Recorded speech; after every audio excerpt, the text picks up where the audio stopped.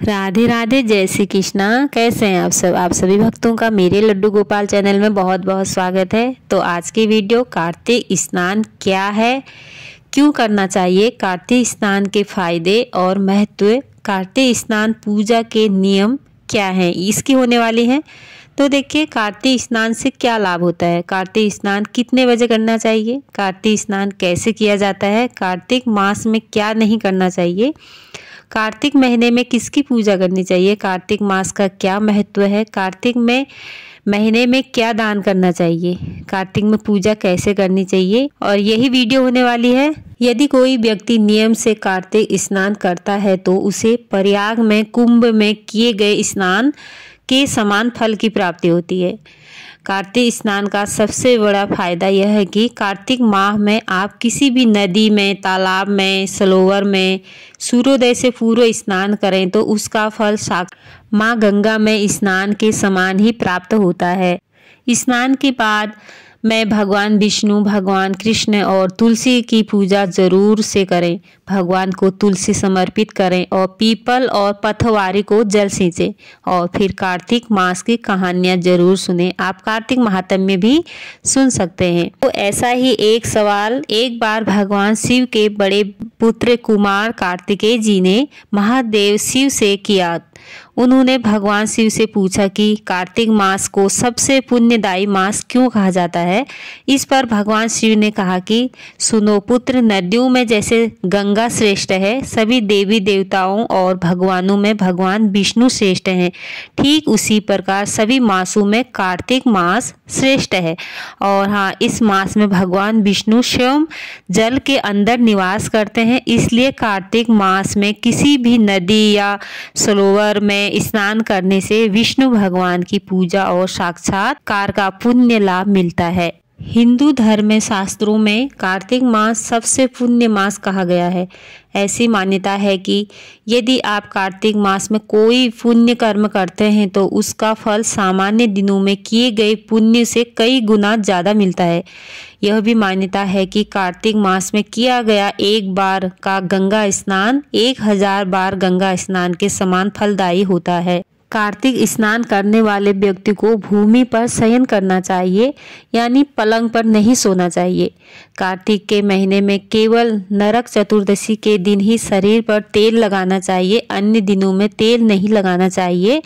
कार्तिक मास में दालें जैसे कि चना, मूंग, मसूर, चना, उड़द, मटर, राई आदि नहीं खाना चाहिए। कार्तिक स्नान करने वाले व्यक्ति को तपस्वियों के समान व्यवहार करना चाहिए, यानी वो कम बोलें, किसी की निंदा या विवाद ना करें, मन पर संयम रखें और पूजा करने के बाद कार्तिक की कहानी जरूर सुननी चाहिए। तो कार्तिक स्नान कैसे किया जाता है?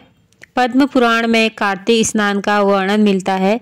इसके अनुसार कार्तिक स्नान करने वाले व्यक्ति शरद पूर्णिमा से कार्तिक स्नान शुरू कर देना चाहिए और फिर पूरे कार्तिक मास में रोजाना नियम से सूर्योदय से पहले उठकर अपने घर में आसपास के किसी भी नदी या तालाब में स्नान करना चाहिए। यदि आपके घर के आसपास कोई पवित्र सरोवर है या नदी है तो आप उसमें स्नान करिए।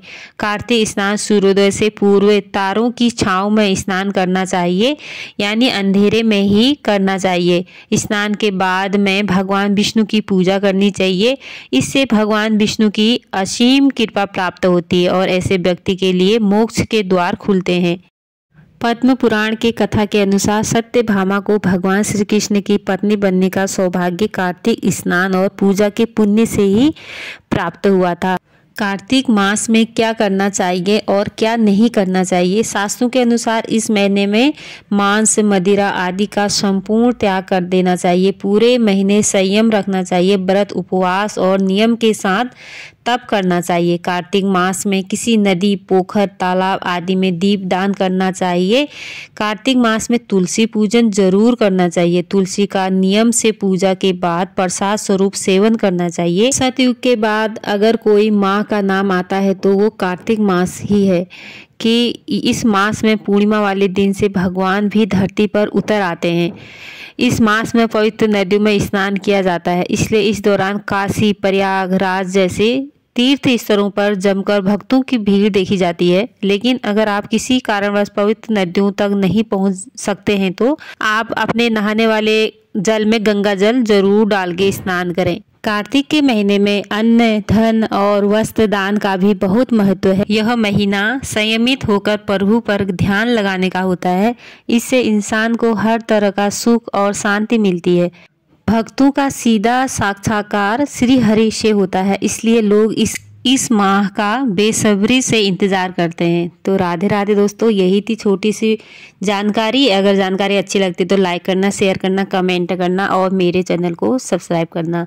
तो 28 अक्टूबर से कार्तिक का पवित्र पावन महीना शुरू हो रहा है। आप भी जरूर कार्तिक स्नान, भगवान हरि की पूजा, विष्णु भगवान की पूजा, तुलसी माता की पूजा, पथवारी जी की पूजा जरूर करें।